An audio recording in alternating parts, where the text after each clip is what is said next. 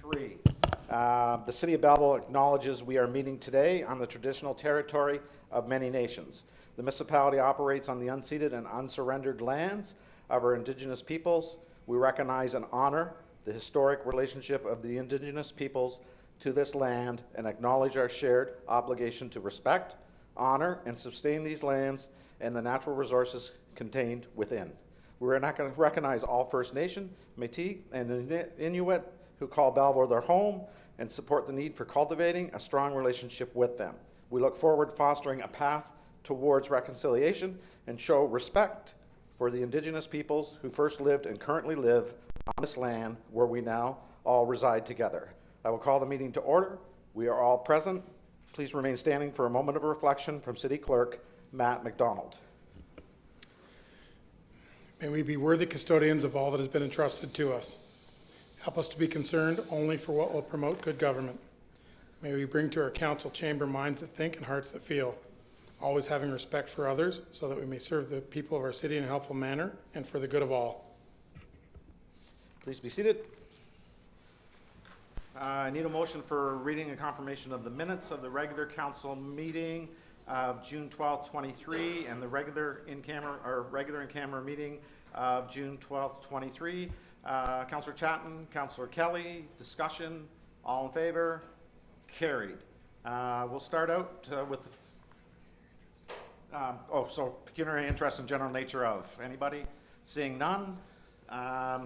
Deputations, we'll start off with Samantha Short, a city employee. We're here to recognize her tonight about a medical emergency that she noticed. She acted and in the downtown core, and she succeeded in getting medical help and get the community member after contacting 911, and she performed medical emergency on this member. We have a presentation for you if you want to come to the podium. You're meeting halfway.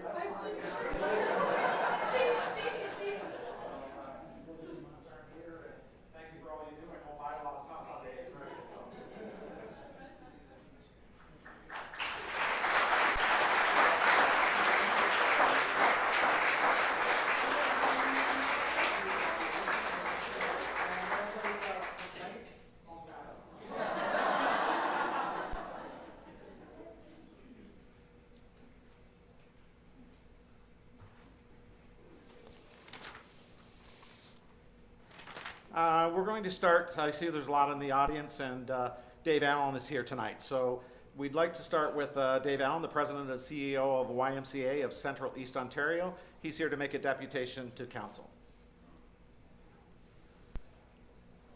Dave has some bodyguards tonight. Yeah. You'll have to turn your mic on. I forget to turn mine off.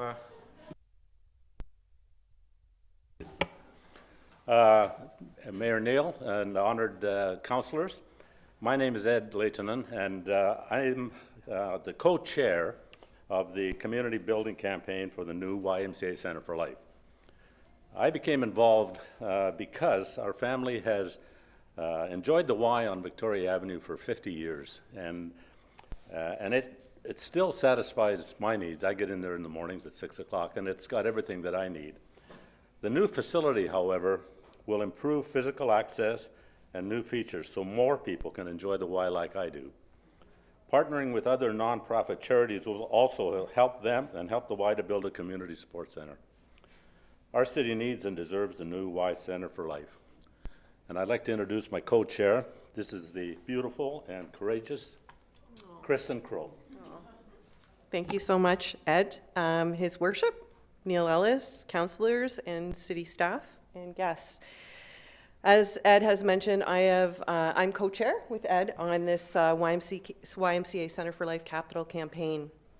And I agreed to co-chair this project basically because our community and our region at large need this YMCA Centre for Life. It's a place where people can gather and be part of something special. It's a place where our youth can feel connected. It's a place where newcomers can feel part of our community and develop lasting relationships. And it's a place where healthier lifestyles begin. The YMCA Center for Life is and will be community. It'll be a legacy left here in this city, and the support for this project is evident in the representation here today. So I'm going to turn things over to the President and CEO of the Central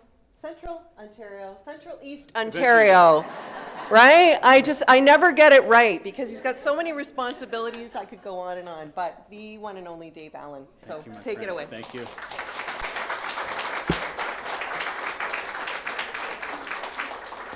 I've heard the world before, I've heard it all, but I appreciate that, Kristen. Your worship, members of council, thank you very much for allowing me to come before you this afternoon. I'm going to call out some names, and when I do, if those people are in the audience, I would like to ask them to stand. Kristen Crow, Ed Leitonen, Ruth Althouse, Doug Peterson, Kelly McKinney, Susan O'Brien, Wolf Tausenfreund, Cassandra Bond, Heather Williams, Bruce Mackey, Mark Phillips, Chris Skinner, and John Masterakos. These individuals give their time and treasure to our community every single year. Since I have been here, they support charitable organizations, they give their time. They are business people who do well in this community, but they constantly give back because they believe in Belleville. When I forwarded my package to council, one of the things that I included in that package, okay, you can all sit now. Thank you for your understanding, Ed. When I forwarded my letter to council, I included in that proposal a number of letters of support from key individuals in our community, including MP Ryan Williams, MP Pete Todd Smith, Ross McDougall, Stacey Dobb. I'll get through them all, I promise. Dustin and Julie Van Zolen from Devanco Homes, Jill Raycroft from the Chamber of Commerce, Andy Coletti, Ontario Toyota, Stephen Quickard, Reed's Dairy, Mark Rashott, Royal LePage, Chief of Police Mike Callahan, and Bradley Horwood. All of these people are community leaders. Some of them work in the private sector, some of them work as civil servants serving our community. They all believe that this project will have a significant impact on our community and will change lives. Behind me in the gallery, you can see a number of our partners. They're all here as well. We work in the not-for-profit, the charitable sector. It's a calling. It's what we do. We work every day to give back to our community, to serve our citizens, and ultimately make our community better. For those of you sitting around the horseshoe, who have been voted to sit around this horseshoe, for the staff that work at City Hall, I would suggest that we all have the same mission. The same goal is to make our community better for everyone. Now, one of the things that's always a challenge with the Y is people don't always get it.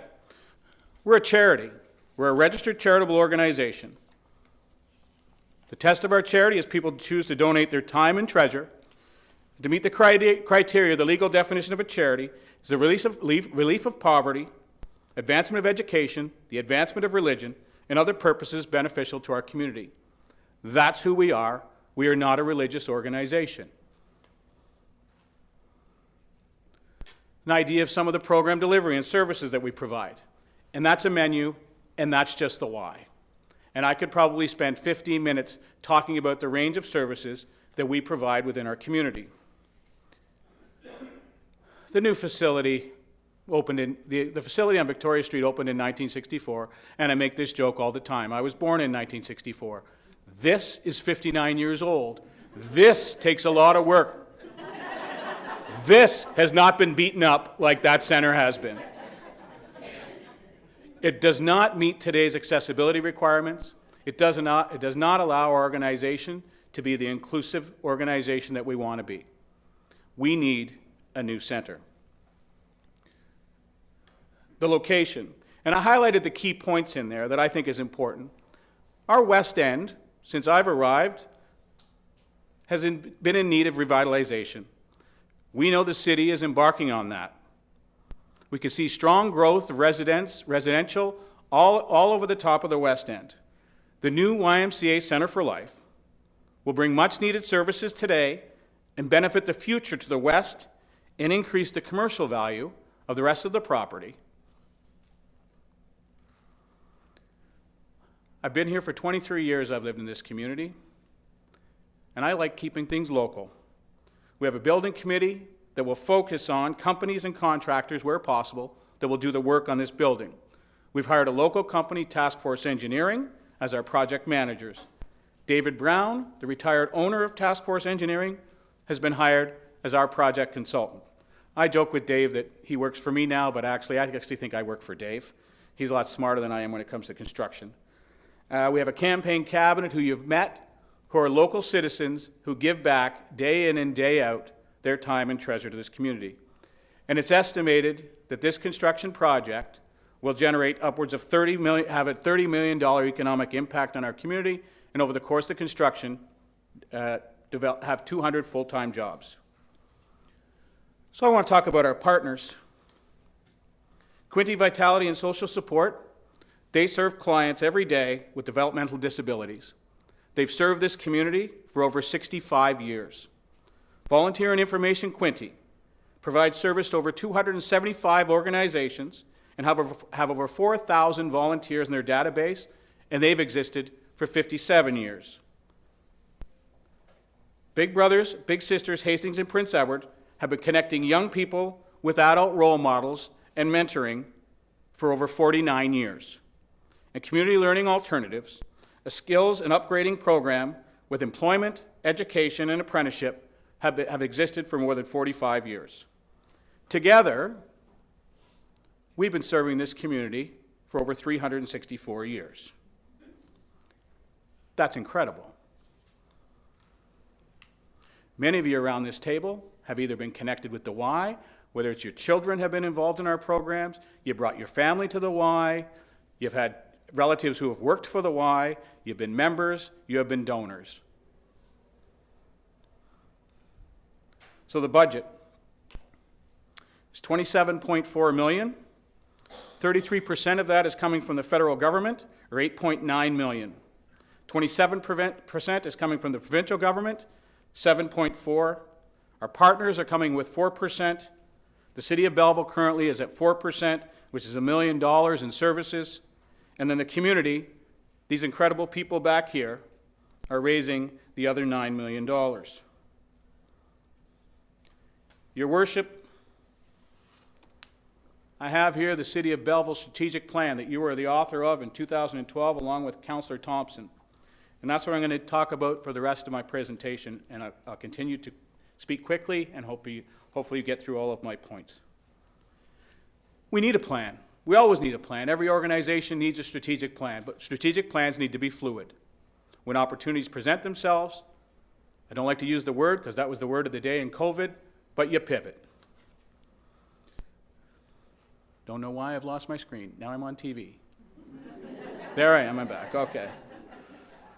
Your strategic vision was you talked about investing in the future in a financially sustainable and environmentally responsible manner through leadership, innovation, and strong partnerships. Innovative partnership. 5 established, long-serving, charitable organizations coming together under one roof. This will strengthen all of our organizations to be more financially sustainable for the future. It will allow us to serve more people. We've got the levels of government. We've got the federal government, the provincial government, the partnering organizations, of course, the City of Belleville, along with our community, business leaders, and individuals who are all coming together to make this happen. If that's not an innovative, strong partnership, I'm not sure what is. We will provide facilities, programs, and opportunities to enhance the well-being of our citizens. Not only physical health, but mental health. We'll create that place where people feel a sense of belonging, where they feel a sense of community. You know, we could all move into this building, all of our partners, and we're already having discussions about it, and we could continue to do our own things just in a new place. But that's not good enough for any of us. We're working together to create new programs that will change people's lives. That's where the magic will happen, is us working together, using our resources, using our strength that will ultimately benefit our community. Our city and its leaders will be forward-thinking in approach and actions. We will look forward to the future and plan for meeting the needs of our citizens. Now, I recognize you're elected for 4 years, but I think you have a responsibility to look ahead, set the table for future leaders, set the table for their success. You want to look back at the end of your term and say, we made a difference, a significant difference for all the right reasons. Our community is better and stronger because of the decisions that you make. We will embrace the multicultural makeup of our community. All of our organizations work with the broader sector of the community, with organizations that support newcomers. We celebrate diversity, and we believe in accessibility and inclusion. Economically vibrant, we will provide services that help ensure stability and growth in our community in varying economic times and to ensure a prosperous future. A study by the YMCA of Greater Toronto indicated the YMCA's Centre of Community invigorate communities. They invigorate neighborhoods. Businesses today who are looking to relocate to Belleville will look at a number of things. But one of the things they will look for is what's there for our employees, what will change their lives, and what will keep our employees healthy, what will keep people living in our community. How do we get our kids to stay? How do we get their children to stay?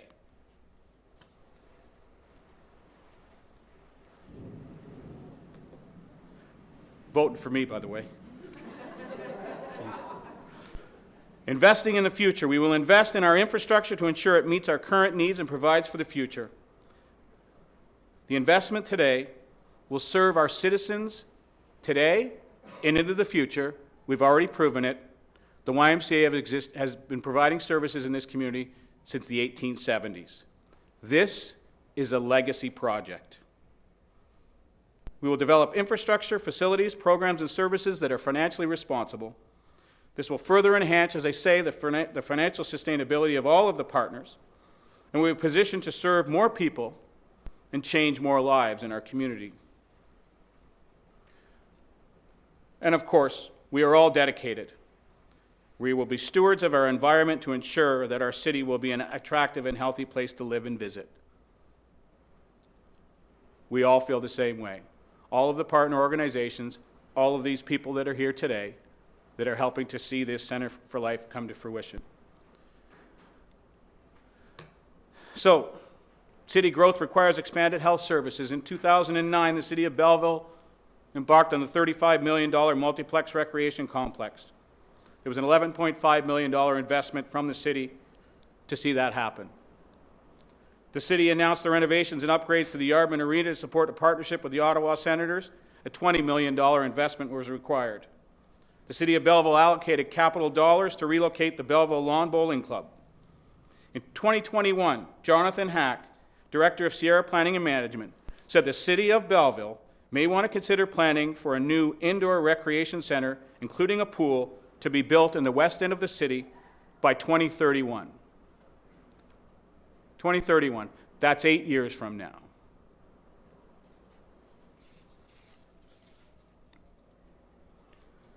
The city has been generous. $6.5 million to the Agricultural Society, $1.2 million to the Belleville General Hospital Foundation, $1 million to Hospice Quinte for the Heart and Home Building Campaign, $400,000 to the Humane Society of Hastings, Prince Edward County, and $50,000 to the Salvation Army. These are all worthwhile causes, and I want to make that clear. The building of the Wellness Center, the support for the Senators coming. We lost our Bulls, we wanted hockey. I get that. I understand that. We make decisions to make our community better, to make our community grow. City of Belleville has donated 2.3-acre parcel of land, the previous site of the Belleville Police Station, to Habitat for Humanity to build more homes. We know we need more housing.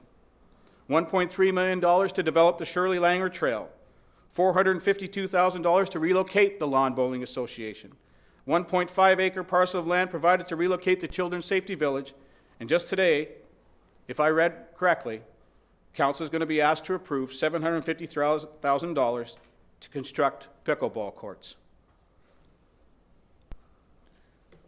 An investment in the community building supports a number of things. A welcoming and inclusive environment for individuals of all ages. I won't read everything. Individuals with the prevention of serious health issues and individuals with serious health issues who require rehabilitative services and programs. Our aging population, we will ensure that they remain active, healthy, and feel connected in their community. Individuals with intellectual and developmental disability, and encourages self-sufficiency, socialization, and active living. An investment in the community building campaign supports the services to welcome newcomers to our community and assist them to feel included and find friendship. Programming that helps ensure individuals are active and in turn fosters physical and mental well-being. A legacy project that will be a long-term benefit to our community as a whole with no direct cost to the taxpayers. In the Sierra report, they talked about a potential need for a recreation complex. I would suggest that that would be upwards in the neighborhood of $35 million, probably more if we consider inflation. This is a legacy project. It's an innovative partnership. Our pro formas indicate that we will serve between 1,200 and 1,500 people per day. We will serve children, we will serve youth, we will serve adults, seniors, families from all backgrounds.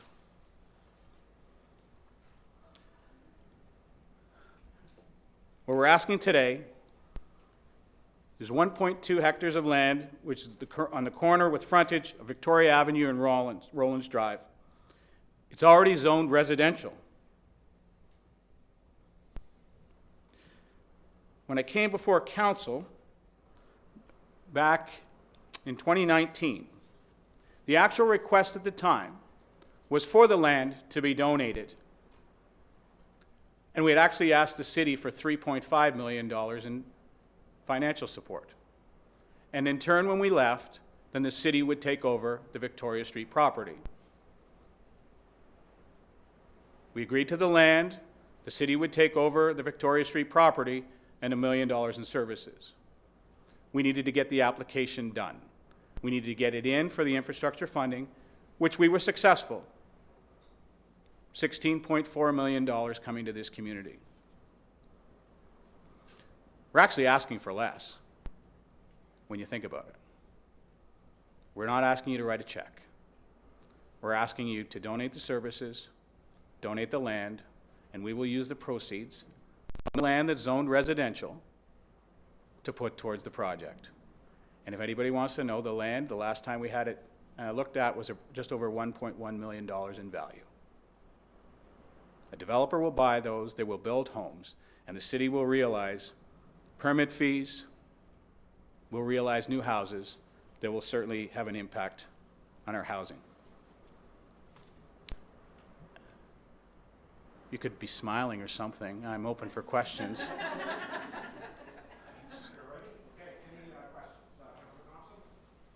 Thank you, Dave, for coming, and thanks, Ed and Kristen, for chairing this very worthwhile cause. I think I'm not born and raised in Belleville, but I've realized the value of the Y over the number of years, and I think it's really shown since we built the multiplex. We all thought the multiplex, when we built it, the Y would be non-existent. Well, that's proven totally wrong. The Y is vibrant, and our sports center is well attended. So we definitely need the two facilities. I got a couple of questions, Dave. The number that you expect to be able to service, or not service, but provide services for in the new Y, compared to what you have now, what would be your numbers, Dave? It's more than double. More than double. Probably on a daily basis, considering the age of the building and our ability to, because it's not accessible, it's, we probably serve about 600 people a day. Yeah. So actually, it's more than double.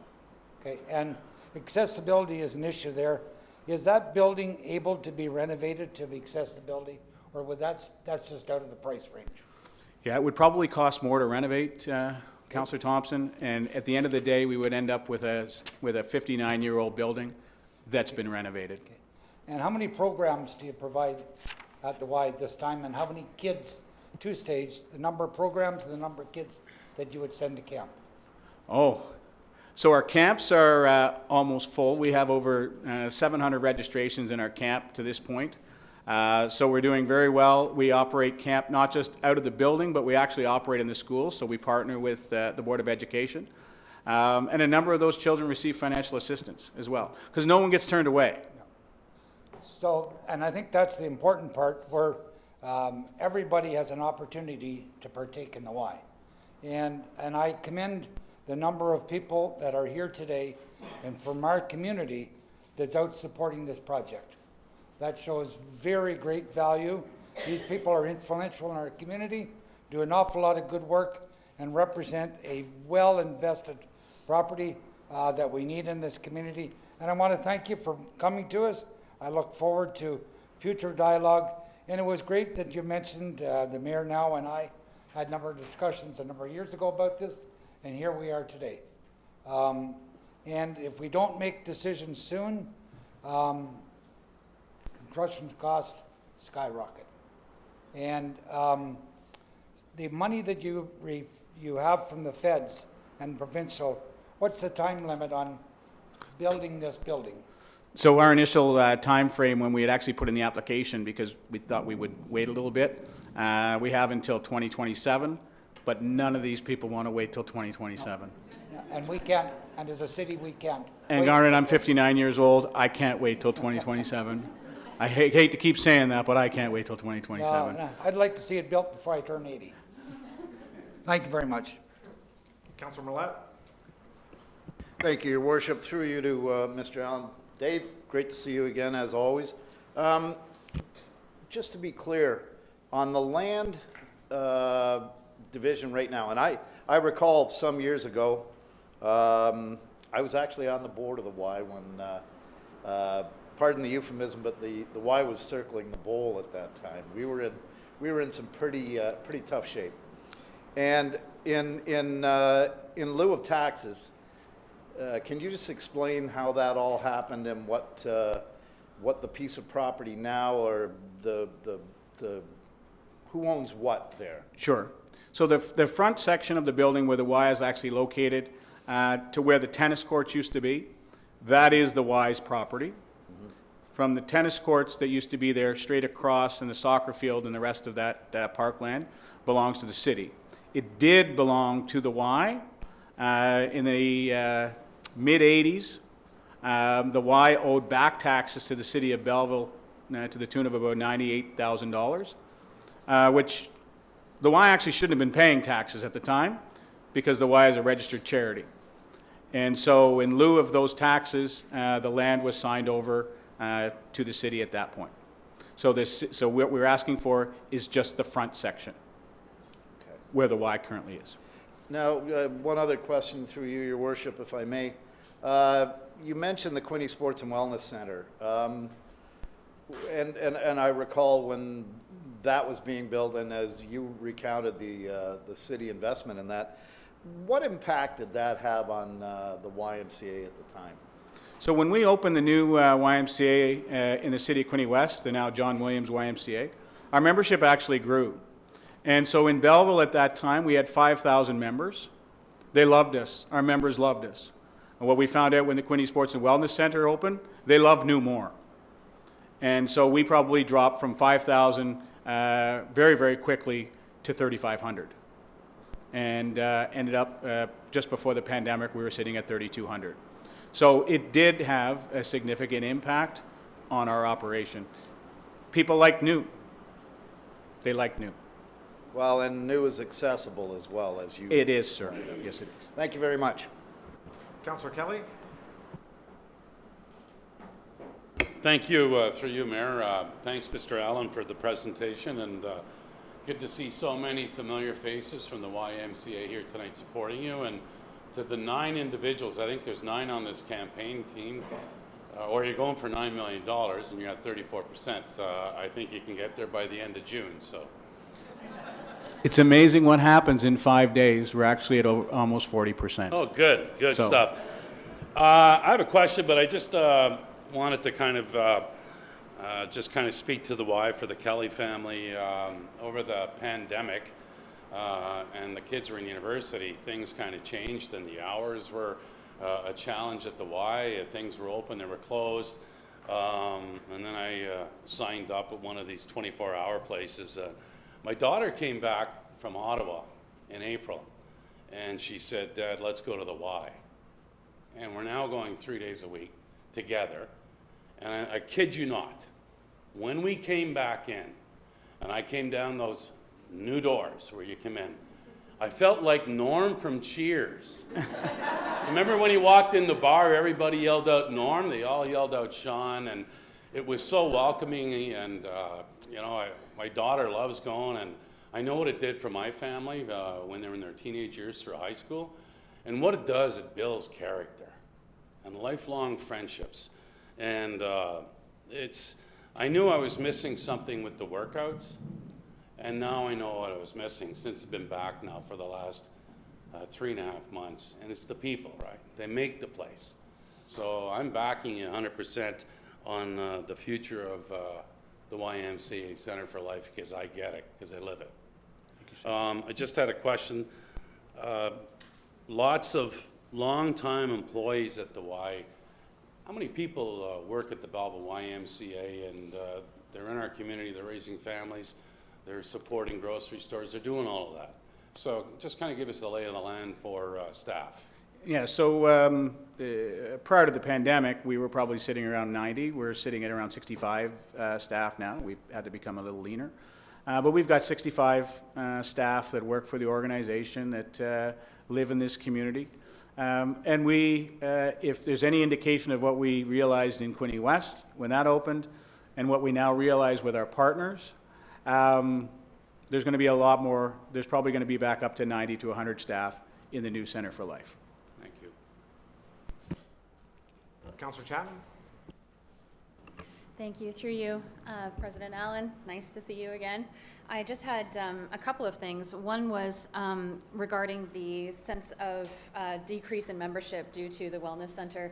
I really wanted to highlight that one piece that was just said at the very end of my colleague, Councillor Millet's message, and that was that the impact of your membership being due to accessibility. It is such an important piece. We have so many residents in this city that are just not able to do stairs, that are just not able to enter all of the spaces that able-bodied people can enter. So your commitment to that is admirable, absolutely, and definitely needed.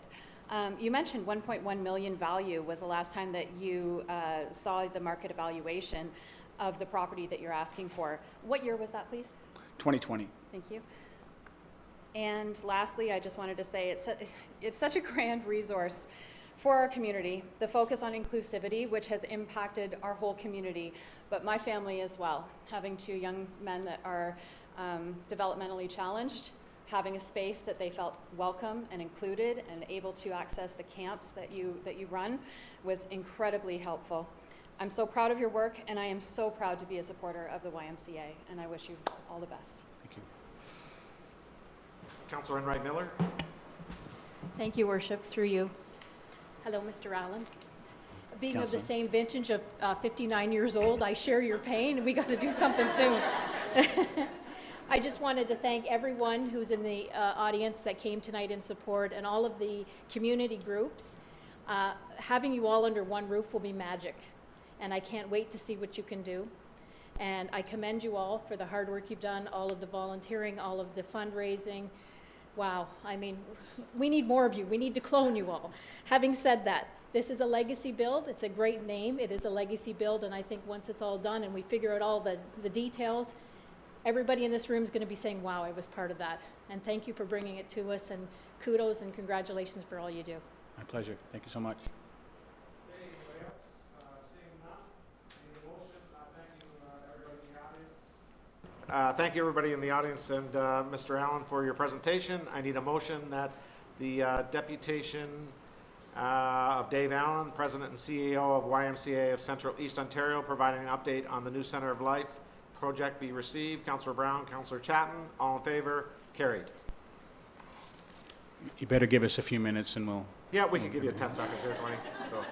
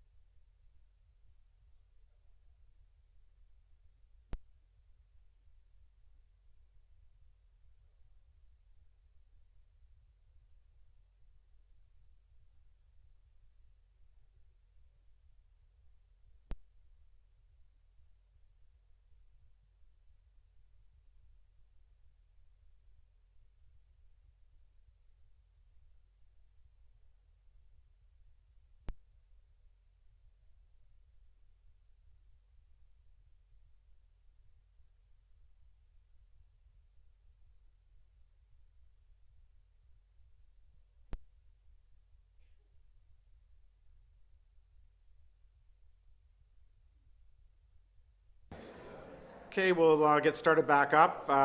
We have Rob Bove, CAO of the City of Belleville, will speak to Council on Health Human Resources. Mr. Bove? Good afternoon, Your Worship and Council. Thanks for giving me the podium. I'll start by saying I'm 59 as well, and I feel pretty good.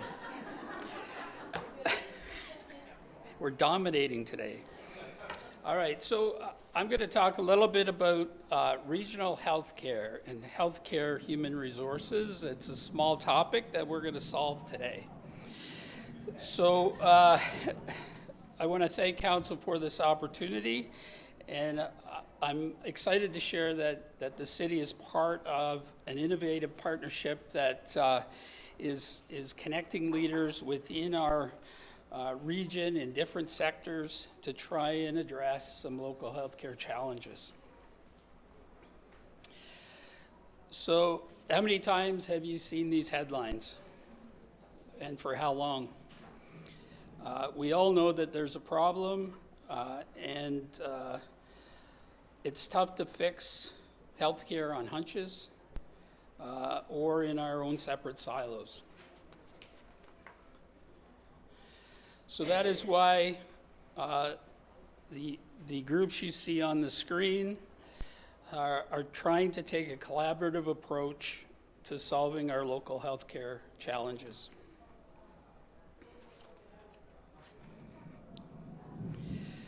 We have created a group that is called Health Pulse, and it reflects that we must develop homegrown solutions to serve the needs across the community today and in the future. And we've come together because we know that we can't do it alone. Health Pulse is breaking down some traditional silos. And rather than compete for resources, we are trying to work together to better understand what is driving the local healthcare crisis. What we have learned so far may surprise you. Our region has some of the highest rates of hospital usage, including emergency visits in Ontario. Our hospitals are doing a good job of serving our community, but they can't do it alone. Our residents are the highest users of hospital services in Ontario. We want to know why. The characteristics of the residents in our region make them the highest users of health services.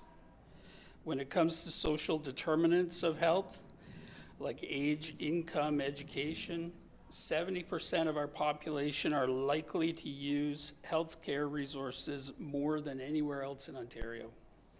We need new approaches to serving our residents and finding ways to support healthier populations by addressing some of these social determinants. Our region is growing.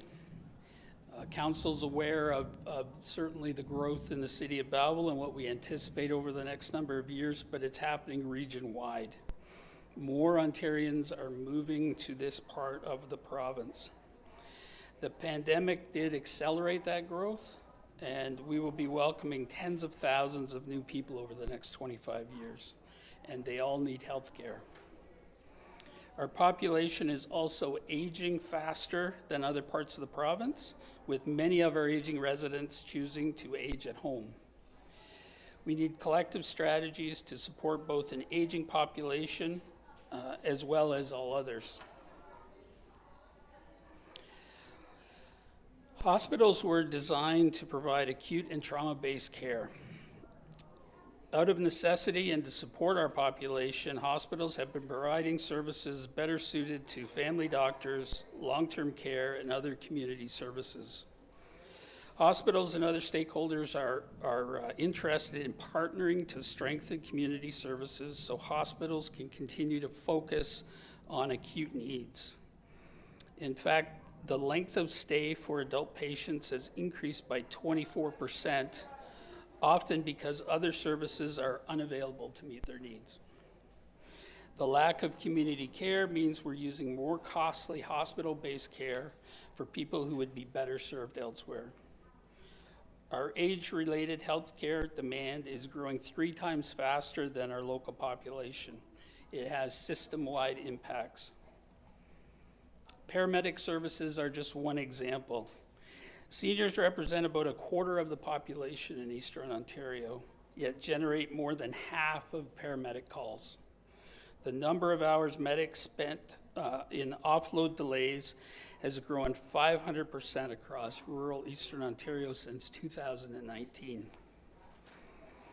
A recent Eastern Ontario Wardens Caucus study says base funding would need to increase by $18 million annually by 2028 just to maintain the level of service that we have now. We need to work together to ensure that there are more options for people so that our 4 QHC hospital sites can continue to serve our entire population. Compounding the challenge is that our services are short-staffed and we're having a hard time finding qualified workers to fill healthcare jobs. Healthcare organizations are among the top organizations posting jobs in our area in 2022. In all, there were 854 job openings last year for healthcare and social service jobs in our region. In just a few years, our area will have a shortage of 250 general and family physicians. Without good primary care, we can't have good preventative or early intervention. Building strong primary care, long-term care, home care, and hospital beds all depend on having staff and human resources. What if we could work together and find a better way to deliver health care locally and prepare for the future needs? The region needs an effective healthcare system. That means a strong hospital supported by a range of community-based health services. And given how social determinants of health are driving up healthcare needs, we need to look more broadly at services like housing, community paramedics, long-term care, and social services. Health Pulse has done the homework and we've gained an even better understanding of the gaps today, as well as what we will need in the future.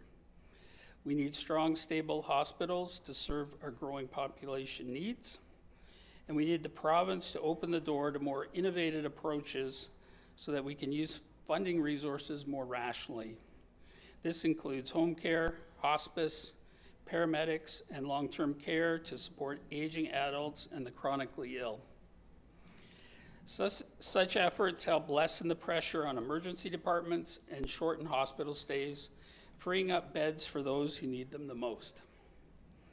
We need the province to appreciate what we've learned and to come to the table as a partner. While technology is important and costly, healthcare services are driven by people. There is competition for healthcare workers within our region who often work part-time in multiple locations. And as we know, there is more absenteeism, burnout, and stress since COVID-19. We must support for broader education and job training that will lead to long-term jobs and retention. If we can cultivate our local workforce, people who live here, and will have good opportunities for healthcare jobs that meet our needs, that's a win-win. Loyalist College, as you saw, is an important partner. They are already taking action. Loyalist has developed 3 new programs focused on meeting local healthcare needs, and they are already in for ministry approval. They have also applied for a National Sciences and Engineering Research Council of Canada grant to fund research related to rural healthcare. And through its campus master plan, the college will work to integrate community services on site. And it is also ramping up mobile services. As noted earlier, we cannot improve rural health care without addressing social determinants of health. Health Pulse is looking at stress across many sectors like seniors housing, affordable housing, and community and social services geared to seniors. Gaps in these services lead to greater health care needs. We've developed a picture of our region and future potential growth. We need hospitals to focus on those who need the type of treatment and care that only they can provide. New models of community-based rural health care will help ensure people get the right care in the right place.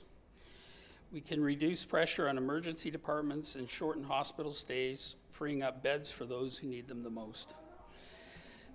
Municipal governments in our area have been proactive in trying to address social and healthcare issues. Some examples: Hastings County has created a community paramedicine program using skilled paramedics for non-emergency care, with proven impact at reducing call volumes. Stable funding for this program is essential. In Prince Edward County, the Queen Elizabeth School project will transform the former school site into affordable rental housing and a community services hub, and it will bring health and wellness services to that community. Quinte West and Hastings County are working on a project to build housing at the former College Street school site. Quinte West has also purchased an office building and converted it into space for healthcare practitioners. And of course, here in Belleville, as council is aware, the Bridge Partnership with the John Howard Society and other agencies is creating a location to provide a hub structure for a variety of social service supports provided by a variety of different social service agencies in the community. In summary, we cannot achieve Ontario's growth targets and economic prosperity without an effective community healthcare system in the province. We need to rethink and redefine rural healthcare specifically. How can we move to a more preventative public health approach from a strictly reactive, sickness-centered model? How can we move to more care closer to home? Here in the Quinte region, we are working collectively across many service sectors to reinvent rural health care, and we need as many community voices working towards our common goal. Through this process, we are getting a better understanding of how we all are so interconnected. While healthcare faces challenges of people and resources, we know we also have to design systems differently. Here's what we are planning next.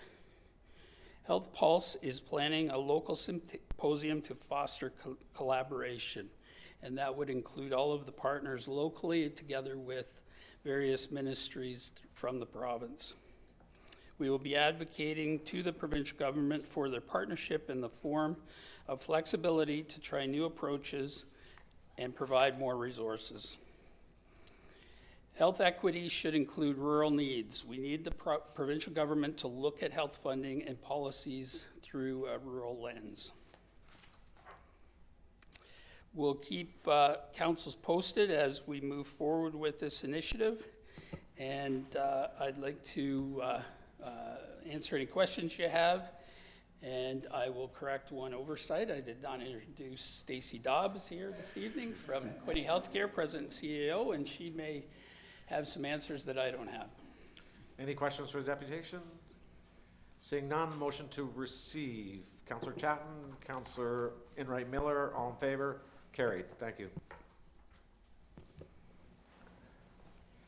Next, we have representatives of the Hastings Prince Edward Ontario Health Team will make a deputation to council.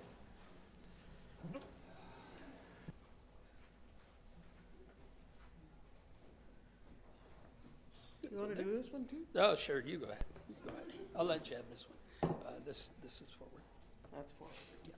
Okay. Good evening, Your Worship, Mayor Ellis, councillors. Thanks for the opportunity to speak with you this evening. My name is Sheila Bradick. I'm the Executive Director at the Belleville and Quinte West Community Health Centre, and I am one of the co-leads of the Hastings Prince Edward Ontario Health Team. So that was the one punch. This is the two punch on healthcare this evening. And as an aside, your earlier discussion about the why, Belleville actually has one of the highest rates of disability in the country, so, which you probably knew. The Ontario Health Team. Today's presentation is intended to give you a sense of what the Ontario Health Team is all about and what we've been working on and some of the challenges going forward. A bit of a background, we were, you may recall a few years ago that the local health integration networks were dissolved and the concept of Ontario Health Teams was articulated as a strategy to bring decision-making and accountability for health service delivery closer to the ground and more engage health service providers in that conversation. We were established in September of 2021 and since that time have been working hard to both establish ourselves as a collaborative and to undertake the different initiatives that we identified and wanted to pursue.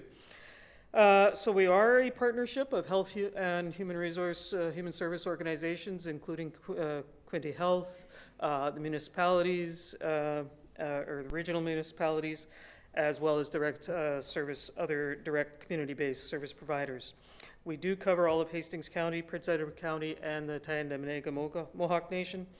We're accountable to Ontario Health through the Ontario Health East structure, and certainly are coming together, and as it said in so many different ways, right care, right place, right time. Ours is caring for our communities together, multiple communities across our area, and partnering for better health wellness within and across our communities. And really it's about how do we organize our services and deliver our services in a more comprehensive and integrated fashion to respond to the wide range of issues that we're dealing with. Certainly relationships matter, we know that, and I think to a great extent it's been a real pleasure for me to work with the team to develop and evolve those relationships among all of the partners. These are some of the partners that are involved in the collaborative. There's 28 members on our steering committee right now and lots more partners engaged in the collaborative writ large. So it's quite a broad scope of organizations that are engaged, as I said, health service providers in the traditional sense, and then others that you may not think of as being health service providers including Loyalist College.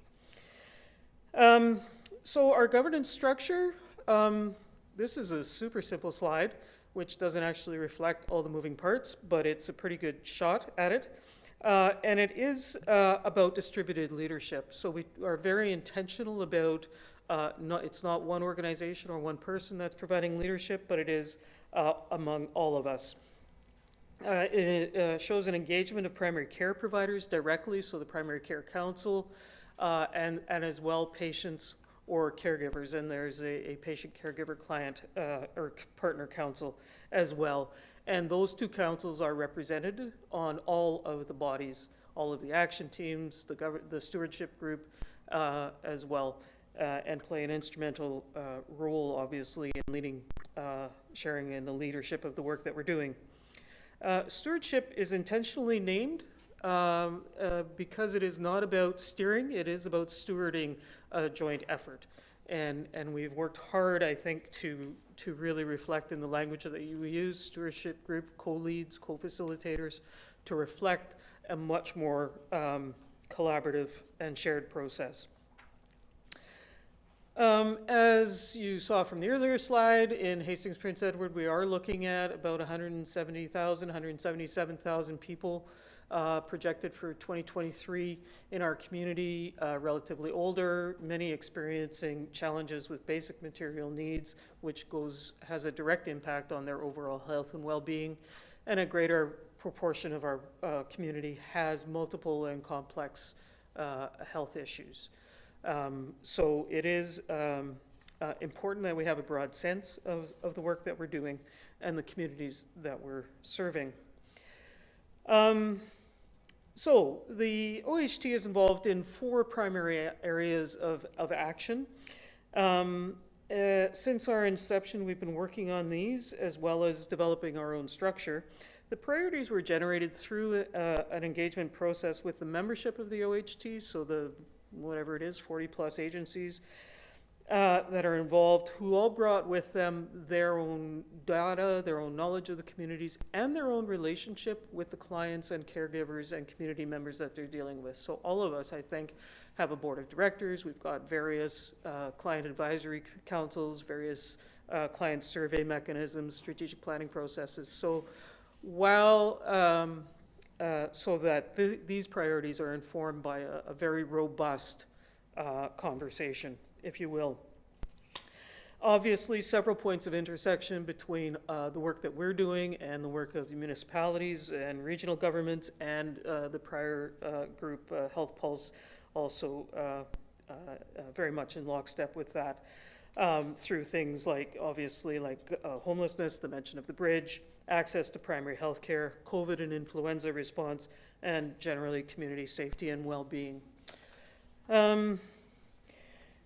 Very briefly, mental health and addictions and the integration with primary health care. We know that that's an area of challenge for health service providers as well as community members. Those two systems don't necessarily communicate very effectively with each other, and people are having to navigate both when their disease may make that particularly challenging. So we're looking at improving access to information and responding at a much more local level. So our strategies are both about what's happening regionally and what's happening locally. And the constellations that were mentioned on the previous slide in our governance, 4 constellations, one in rural Hastings, one in Belleville, Tyendinaga, one in Quinte West, one in Prince Edward County, allow for that local experience and local priority to be driving and informing the regional discussion, as well as have regional priorities flow out into the communities. So a both and sort of approach to the work. Community optimization really is about, as the opportunity that was spoke of before, what are the things that we can optimize in community in order to provide better services in the community rather than in hospital. And there's lots of examples of that. The lower limb preservation is one example of that. Recently we were awarded as a demonstration site for a lower limb preservation project.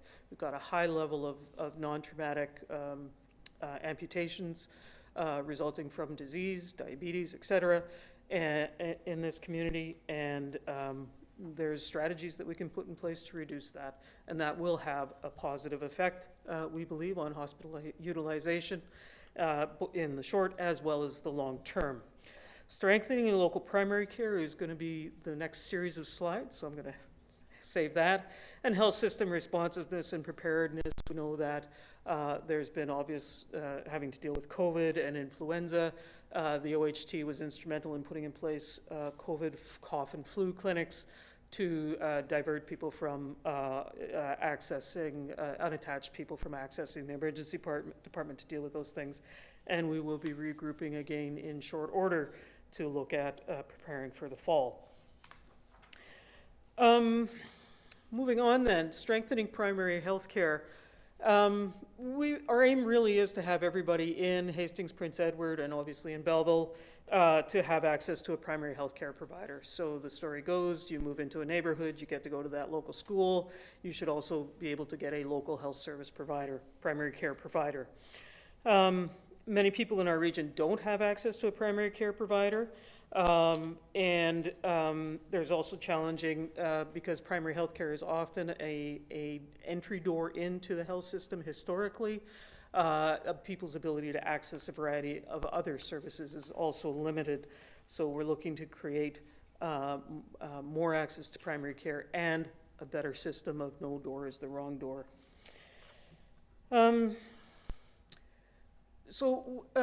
There were comments earlier, and our data might not entirely match up, but the point is that there's a lot of people in Hastings, Prince Edward, and especially in Belleville that don't have access to a primary health care provider. In Belleville, we're looking at about the uncertainly attached rate of being over 20%, which is significantly higher than the provincial average or Hastings, Prince Edward as a whole. We also know that we're going to be, we've got a not just a recruiting issue, but I think a bit of a misperception about the availability of primary care resources in general in our community. I think that there's a bit of a perception based on some data sets that it's actually we've got about 50 more doctors working in our area than we actually do. We're actually closer to 100 than we are to 150, and that's a significant gap and creates some misunderstanding about what's going on here. So, things that are underway. There is a dedicated action team that's comprised of all primary care providers in the area, including the Belleville Family Health Organization. A number of us have submitted responses to a recent expression of interest that the Ministry of Health has put out, looking to expand primary health care in Ontario, particularly for unattached, vulnerable, and marginalized populations.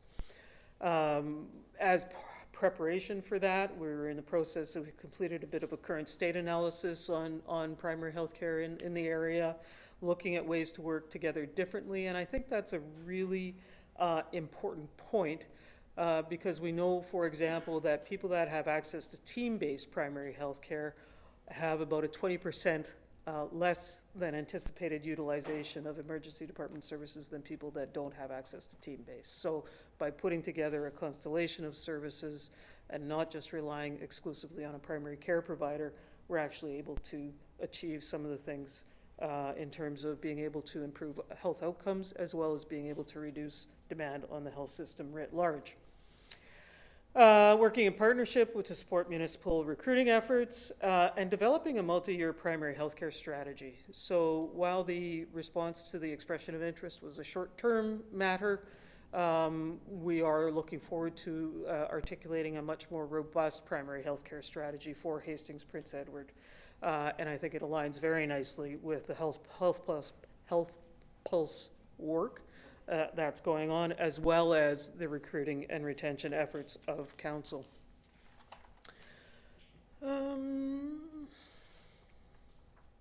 What can I tell you? It's been a real pleasure, I think, working with council and municipal and regional leaders over the course of our work over the last couple of years, and looking forward to that continuing. I think, as mentioned, some of the places where that intersects is with respect to local recruiting, community safety and well-being, and general health promotion and well-being in our communities. The CAOs you heard about, Health Pulse. The CAOs are also of the regions are also members of the stewardship group of the OHT, and we look forward to continuing to work with them and with all of you. So that's that. Thank you. Any questions for the deputation? Seeing none, I need a motion to receive.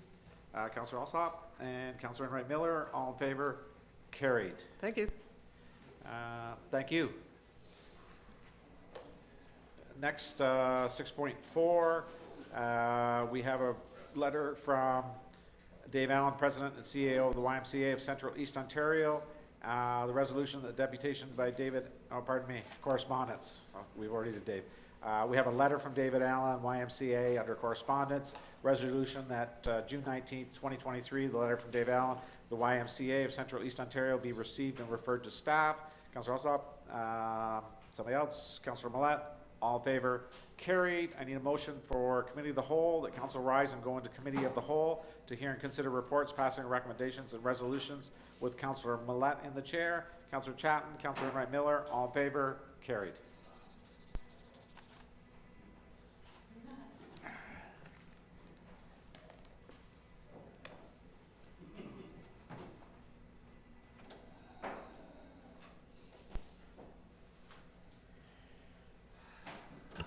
No unruly behavior.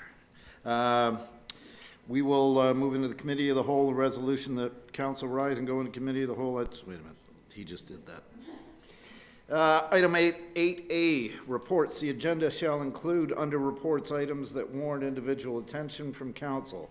Item 8A1, IT 2023-02, lease, installation, and service of digital copiers. And the resolution reads that the request for proposal submissions from Toshiba Tech Canada Business Solutions be accepted for the supply, delivery, installation, training, and service of multifunctional digital photocopiers for a 48-month term in the total amount of $312,792.48 plus $40,663.02 HST, for a total of $353,455.50.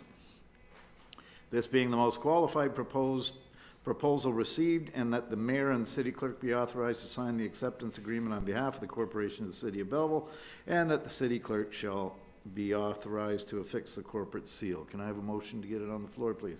Mayor Ellis, Councillor Enright Miller. Any questions, comments?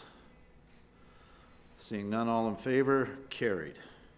Item 8A2, contract number PRKS 2023-07, Hillcrest Park Improvements, Pickleball Courts. File number MOPD 2023-05, contract number PRKS 2023-07, Hillcrest Park Improvements, Pickleball Courts. And the resolution reads that the request for tender submission from Jeffrey G. Wallens Construction Limited be accepted for contract number PRKS 2023-07, Hillcrest Park Improvements, Pickleball Courts, in the amount of $666,691.50 plus $86,669.90 HST, for a total of $753,361.40, this being the lowest qualified tender received, and that the mayor and city clerk be authorized to sign the acceptance agreement on behalf of the corporation of the city of Belleville, and that the city clerk be authorized to affix the corporate seal. Can I get a motion, please? Councillor Alsop, Councillor Thompson. Any questions? Councillor Kelly. Through you, Chair. I just wanted to get an update. I did some reading on pickleball over the weekend, And I remember when we had our Indigenous training at the Wellness Center, there were a group of people here in Belleville playing pickleball, and there's 1.4 million across the country playing, and it's affordable for families. The average age of a pickleball player is 34. We look at it, I think, as somebody's 55 plus, but that's not the case. And the game was actually designed by a politician from Seattle, a guy by the name of Joel Pritchard. So with these new courts coming to Hillcrest, if somebody from maybe Dean, you could update us on just how many courts we have in the city now with the new addition. Through you, Mr. Chair, to Councillor Kelly, and this is certainly has been a lead by the Parks Department, but I believe there's 8 new courts going in. We have 2 existing pickleball courts that are shared with a tennis court outdoors, and at the Quinte Sports and Wellness Center, of course, we utilize the gymnasium for courts based on demand, and I can say that the pickleballers have a very significant proportion of our available time in the gymnasium throughout the week, and are very eager to find more time. So we're doing our best to accommodate, but it's certainly, as you said, a very rapidly growing sport, and the new courts that are going to be opening up probably not until fully in this next spring, but are certainly going to go a long ways to meeting some of the demand. Thank you, Director Hustwick. That's all I have. Thanks. Thank you. Anything else? Councillor Thompson, then Councillor Alsop. Yeah, just a question. On the background, it says here Phase 2 includes the installation of 8 pickleball courts, the skate dot, 3 basketball courts. But in this budget, that's just for the pickleball courts, not for the other items? Is that correct? I believe that's Mr. Reed. Yeah, through the chair to Councillor Thompson. Phase 2 of the Hillcrest redevelopment includes and has been budgeted for the 3-on-3 basketball, the skate dot, and the pickleball. And it is funded. You'll see it at upcoming council meeting, the contract award for the basketball 3-on-3, and we're working on the skate dot contract to get it out as well. So the original budget was $2 million, is that right? Or $4 million? What was the original budget for it? For this total? The total contract that we've invested into Hillcrest and budgeted is about $4 million. That includes the washroom facility, which is just starting construction of that, trails within it, and the servicing of the area. And you're comfortable with the quote for the pickleball courts, that everything else is going to fall into that $2 million? The pickleball court wasn't out of sight for your budget? We had built in some contingency. This is a little higher than what we expected, but you know what, the current conditions on pricing and stuff has done that, but we're hopeful to get the others within budget. Thank you. Thank you. Councillor Alsop. Yes, thank you, Chair. I just wanted to highlight this is a great development for that park. We had a real sorrowful lack of outdoor sporting courts that were publicly available when we came into this term, and great to see some more movement on that. And I think that, you know, we look at the price tag here of $753,000, but being that it is for 8 courts, I think that represents pretty good value. I remember years and years ago, it was almost $700,000 to build the skate park back in 2008. And we look at what construction costs have done and all those sorts of things. And to get 8 courts for $753,000, I think represents pretty good value. And so excited to have more pickleballers in the city and out playing. And hopefully I'll get to attend some games and maybe even playing a couple. I've never played before. So if you're looking to lose some money betting against your friends, bring me onto your team. Thank you, Councillor Alsop. Anybody else? Between the pickleballers and the disc golfers, it's the fastest growing sport in North America, they'll tell you. Anything else? Nothing else? Call the vote. All in favor? Carried. Item 8B, consent items. Council may adopt consent items by one motion, but prior to consideration of such motion, Members may request that specific items be removed from consideration under such motion, and council shall consider such items individually. There's only one item? Yeah. Aye. That the Director of Economic Development's report, DEC Dev 2023-10, pop-ups on the Bay of Quinte interim report be received. Can I get a motion?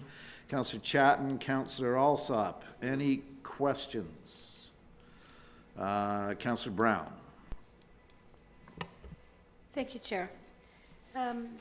First of all, I want to thank Director Candler for the follow-up report, likely in response to my questions from our last council meeting. I had a very close look at this, and Director and I have had conversations back and forth over the course of time. I just wanted to say, it was disappointing to see that over the 5 years that the expenses continue to well outpace the revenue here for the city. Although it does answer the question, and I believe my question was this about generating revenue or was this about waterfront activation? And I believe the answer that I got back was yes, both. More disconcerting was the fact that when this project was initially introduced, it was suggested that it could in fact become an incubator for new businesses. So it was disappointing to read that 0 businesses have actually moved from the seasonal to a brick and mortar location. So that was a little disappointing. I would support the break-even analysis that was recommended in the director's report, which is at the conclusion of this season that a full analysis be done on the pop-up operations and to make recommendations that could maximize the investment to the city. It's quite interesting, and I had this conversation with one of my colleagues today. As a former small business owner, I understand and respect the challenges that I and my colleagues encounter as small business owners when you move into a brick and mortar location. I think the thing that sits not well with me is that the pop-ups are wonderful. The waterfront loves them. They are great for Zwick's Park at $1,800 for the whole season, when I know full well that many of my colleagues, myself included, was likely paying $1,800 a month, not including utilities, not including insurance, not including many things that go with owning a brick and mortar location. And they don't make the kind of money our seasonal businesses are making down in the pop-ups. I respect that, having been a downtown person, that may have to some degree people's conceptions or misconceptions about downtown. But I struggle, and Director Candler is familiar with my struggles on this, that we are asking seasonal people who are pulling in upwards of $75,000 over the course of a season to pay $1,800. So as I say, I'm in full support of going back and doing a full analysis on this particular project. I think one of the things that we as a city need to ask ourselves is waterfront activation and keeping Zwick's Park busy our priority? Is it driving an opportunity for an incubator for small businesses? And are we as a city prepared to continue funding at a rate of an average of 60% that's happened over the course of the last 3 years, not 5, because I respect the fact that the first year was problematic, and because we only have partway through this particular year. But are we prepared to ongoing at a rate of 60% expenses over operating revenue? Is that where we feel that we're going to get the best value for our city dollars? Thank you. Councillor Chatton. Thank you, and through you, Chair. I'm wondering if, as part of that analysis, there could be a survey to the vendors at the pop-ups on the Bay to ask them what's needed in order for them to move into brick and mortar businesses. If there is a potential for bridging that we could extend as a municipal government. Director Candler, I believe that would go to. Well, I think she's, well, go ahead, Ms. Candler. Through you, Chair, to Councillor Chatton. There is a seasonal survey that's done each year, and we can certainly include questions like that. I think one of the things that came out of looking this in the report too is that there's some individuals participating in this that are seasonal only types of businesses, and there are others that are testing a business concept. And sometimes, just one of the things I wanted to highlight, thank you for the question, but one of the things I wanted to highlight is that in all of my years doing business development work, sometimes the answer is, I shouldn't be in business. And so you can see we've had a few of those cases as well with a little investment and little risk and a little heartache for the family. They've been able to come to that conclusion and make different choices as well. But yeah, we certainly can survey them, and we do have a network of business development services throughout the region that they can tap into, including our economic development division here at the City of Belleville. So we'll make those connections for sure. Councillor Thompson. Quick question. How many of those pop-ups down at the Bay are already in a brick and mortar establishment in the city? Is there any of them? Through you, Chair, to Councillor Thompson. If you look at the first line on page 2, so we've gone through and we've looked at each year how many businesses are increasing their market share for existing bricks and mortar businesses they have in the city. And the total of those over the years has been 23. But you can see across that top line how many each year had a bricks and mortar business, and we're also participating in pop-ups. Thank you. Councillor Alsop. Yes, thank you, Chair, and through you to Director Candler. Just a question, you know, there's some discussion tonight regarding the price for the season being relatively low at $1,800, and that it may be creating an unfair opportunity for some businesses over others who are brick and mortar. Do we have a long backlist of businesses that had wanted to take us up on being a pop-up vendor at $1,800 a season? Through you, Chair, to Councillor Alsop. So each year when we set our pricing, we look at what we've done the year before, so not wanting to make an exponential increase, but we have increased quite significantly this year. And we also compare that to what neighboring communities are doing so that we can make sure we're competitive, and we do have a good group of businesses that are interested in participating. I can only speak to this year. I can say that this year our timelines were somewhat compressed, and we did have additional vendors who were interested, but I wouldn't say we had a long list given the compressed timelines. So it's getting more and more competitive, I think, just from what staff have been sharing with me with regards to previous years to secure those individuals in the pop-up locations. Food trucks are becoming more and more copious, so we have a lot of those to choose from, which is quite exciting. So there's a lot of good food opportunities down there. But it really is a business development opportunity, and so we do assess them very carefully to make sure that if we select a business, that they have that opportunity to both test their skills, but ensure that they're stable and are able to make it through the season successfully. Thank you. Anyone else? Seeing none, thank you, Ms. Candler. I'll call a vote. All in favor? Carried. Item 8C, Council for Information Matters. Council may adopt consent items by one motion, but prior to consideration of such motion, members may request that specific items be removed from consideration under such motion, and council shall consider such items individually. And the resolution reads that the agenda items be received with the exception of items, and I'll go around the table. Councillor Thompson? No, thank you. Councillor Carr? No, thank you. Councillor Enright Miller? No, thank you. Councillor Alsop? No, thank you. Councillor Brown? No, thank you. Councillor Chatton? No, thank you, Chair. Mayor Ellis? No, thank you. Councillor Kelly? I'd like to pull 8CB. Thank you. 8C2B it is, and that is a request that the province of Ontario recognize the dangerous strain facing our local emergency response infrastructure and urgently work to address these gaps in our healthcare system. And there's a resolution attached from the town of Essex dated May 15, 2023, entitled Code Red and Black. Go ahead, Councillor Kelly. Thank you, through you, Chair. I read the letter from Essex County, and that's up for those not familiar with Essex County and around the Windsor area where Councillor Mack grew up. And just some of the challenges for EMS, and I sit on the EMS committee for Hastings County, and I know some of the challenges within that sector of the healthcare. So this is another issue, and I'd like us to support this letter, if I can get a seconder. Thank you. Councillor Chatton, second. Buddy, have anything further on this?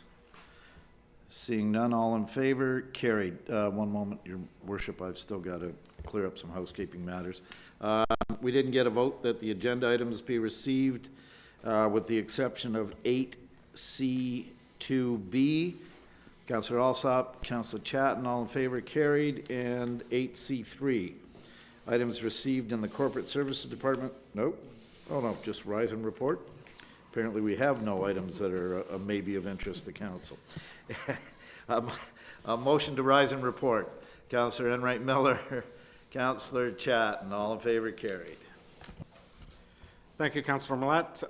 Bylaws, following the first and second reading of bylaws, member may debate and bylaw under consideration. Need a motion for bylaw 2023, 118, 119, 120, 121, and 122. Moved by Councillor Alsop, second by Councillor Chatton. All in favor, carried. Second reading of bylaws and discussion. Bylaw 23, 118, 119, 120, 121, and 22. Moved by Councillor Chatton, Councillor Enright Miller. Discussion. Councillor Carr. Hi, yes, thank you, Mayor. Just very quickly on bylaw 2023-122. I've spoke about this before, but I want to highlight it again. It's the Bay of Quinte Regional Marketing Board MOU.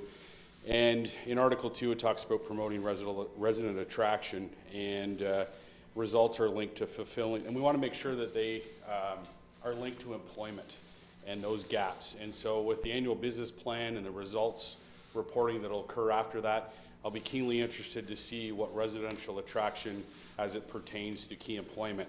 Our area continues to grow. I've said this before. The last thing we need is just marketing into the GTA for someone to sell their overpriced multi-million-dollar home, to come here to buy an overpriced multi-million-dollar home, and we're no further ahead. And as we continue to see real estate costs are rising, people are overpaying again and overbidding on homes. The last thing we need is more people competing for scarce resources. So if they come with a skill set, whether it be skilled trades or other things that our employers are looking for, that's great, but that really will need to be drilled down in those business plans in order for it to make sure that that agreement is actually servicing the community the way it should. Thank you. Thank you, Councillor Carr. I'd like to speak to two. Is bylaw 121, a bylaw to approve the authorization, the sale of property, the Corporation of City of Belleville to Highfield Investment Group. I just want to congratulate staff on this announcement. Highfield will develop a 375,000 square foot distribution center building, and it's to be operated by a logistics company on behalf of Hagen Incorporated. Hagen has grown to become the world's largest privately owned multinational pet products manufacturer and distributor. Their growth of their business will hire about 75 full-time staff. And on the other bylaw, 120, a bylaw to approve the authorization and sale by the Corporation of the City of Belleville to Vision Transport Limited. Vision Transport Limited has purchased a 25-acre parcel of land. They will invest in a 250,000 square foot of new industrial space, an addition of 50 to 100 employees, and it currently employs 100 people. So congratulations, economic development staff, and that's great announcements. Moving from there, third reading of bylaws 2023, or all in favor? Carried. Third reading of bylaws 2023, 118, 119, 120, 121, and 22. Moved by Councillor Chatton, Councillor Enright Miller. All in favor? Discussion. Any new business? Motions, notice of motions. You got new business? Okay. Go ahead, yeah. In America. The city launched into the workplace inclusion charter back in March, you might remember, and it's the city of Belleville is to be a place where residents feel respected, valued, and supported to participate, succeed, and stay in the workplace in our community. Employers are leaders in creating a welcoming and inclusive community. So we have 12 signed already in the Workplace Inclusion Charter. The latest two are the YMCA. We just heard from Dave Allen at the YMCA. At the policy level, they have ensured their organization has appropriate policies that protect the rights of their employees. Their leadership have improved hiring practices by increasing their reach when recruiting talent, and then strive for a fair, unbiased interviewing and selection process. And they have provided reporting mechanisms for a call-out against discrimination and harassment, and they really do buy into the inclusion, equity, and diversity at work. So we welcome the YMCA to the Workplace Inclusion. Also, Royal Property Management, thank you. Royal Property Management's business goals are based on diversity, inclusion, acceptance. Their service model is one of fairness to their employees, where they have a family-first policy for all, and they believe in diversity in the workplace, fostering new ideas and solutions to business, and enhances the overall service to the public. Thank you to all the workplaces signing the charter. And if you're listening to this message right now, make sure you go to the city's website and look it up. Workplace Inclusion Charter. We'd like to have you sign up. Thank you. Thank you, Councillor Kelly. Announcements. Councillor Thompson. Thank you, Your Worship. I've got 3 or 4 announcements. On Saturday, I went and had the book signing of Karen Dack on the Life on the Borderline. That's wrote a number of books, and at that event she also presented me with the Canada 150 Freedom. It's a poem there. I brought it and I'll present it to the mayor, and he can display it in his office. But it was great to go there, and this lady has wrote 4 or 5 books, all on mental health issues in our community, and she's struggled with it herself, so she is very dear to the concern and looks after, and all the book revenue from this book all goes to the Grace Inn for this particular book, and every one that she does goes to a different charity. But that there is what she presented to me. I have 2 or 3 other announcements. Friday night, first night of the downtown DBIA. I want to thank the staff, Joe Reed's staff, for what they've done for the downtown. Wonderful night. I don't know how many people were down there. There had to be 2,000 or 3,000 people down there. It was a wonderful, wonderful night, and it's good to see the people out.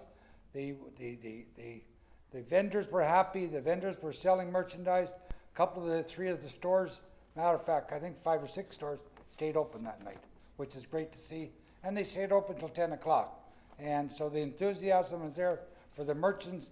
So the money that we put into the displays down there, the cafes, all busy, all serving just non-alcoholic drinks, I'm sure, but might have been the odd alcoholic drink around.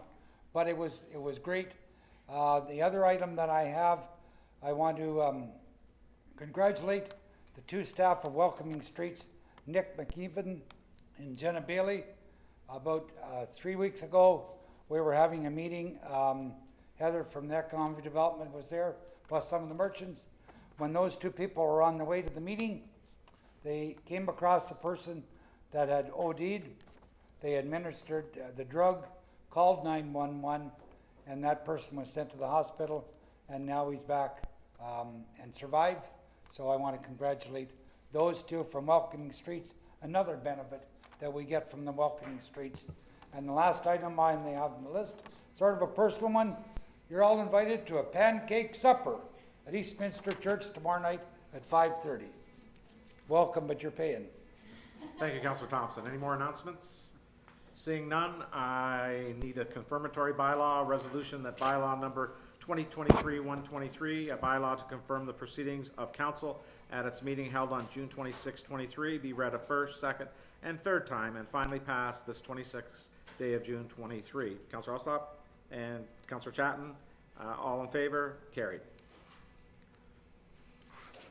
Motion to adjourn, Councillor Carr, Councillor Thompson, Anybody in favor? All in favor. Thank you. Thanks, everybody.